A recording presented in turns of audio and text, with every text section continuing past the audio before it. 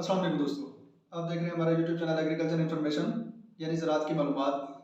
आज की जो हमारी वीडियो है वो है नाइट्रोजन खादों के ऊपर कि हम अपनी गंदम की फसल में नाइट्रोजन खाद किस टाइम इस्तेमाल करके अपनी फसल को बेहतर से बेहतर नशोनुमा दे सकते हैं जिससे हमें बेहतरीन बेनिफिट हासिल हो।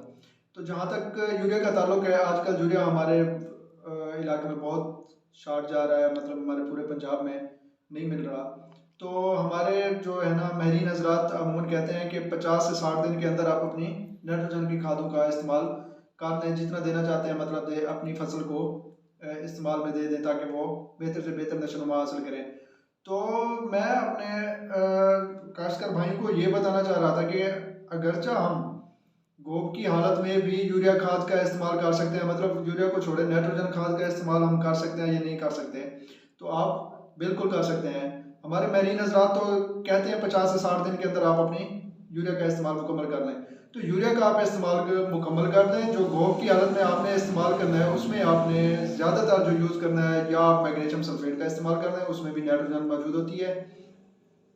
आप उसमें अपना कैन गवारा का इस्तेमाल कर लें या फिर आप नेट्रोफास का इस्तेमाल कर दें जो आपके लिए बेहतरीन साबित होगी गोब की हालत में। आप इन 3-4 खादों का इस्तेमाल करके अपनी फसल को बेहतर से बेहतर नशोनुमा देकर पैदावार हासिल कर सकते हैं, मतलब गोब की हालत में।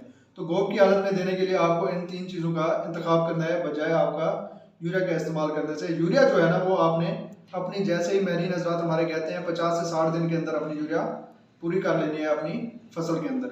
तो इसके अलावा जो हमारी फास्फोरस खादें होती हैं अमूमन उनको आपने जो है ना अपनी ज़मीन की तैयारी के टाइम ही इस्तेमाल कर देना है।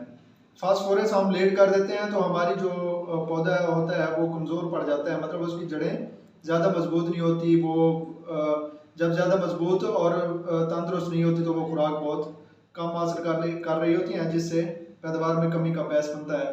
तो आप अपनी फास्फोरस खादें जो है ना वो ज़मीन के अंदर ही इस्तेमाल कर लें। उसके बाद जो आप खादों का इस्तेमाल पहले कर रहे हैं नाइट्रोजन खादों का इस्तेमाल, उसके साथ आप बातदरीज जिंक और सल्फर का इस्तेमाल लाजमी करें, जिससे क्या होगा कि जिंक हमारी ज़मीन के अंदर खुराक बनाने में किरदार अदा करता है। अगर हमारी ज़मीन में खुराक नहीं बन रहा तो वो खुराक बनाने में बहुत अहम किरदार अदा करता है, और सल्फर हमारे पौधे को वो खुराक देने में बहुत ही अहम किरदार अदा करता है। तो इन दो चीज़ों का भी आपने अपने नाइट्रोजन खाद के साथ इस्तेमाल करना है, और फास्फोरस खाद को जो है ना आपने ज़मीन के अंदर ही फर्स्ट टाइम जब आप ज़मीन की तैयारी कर रहे हैं उस टाइम आपने इस्तेमाल कर लेना है।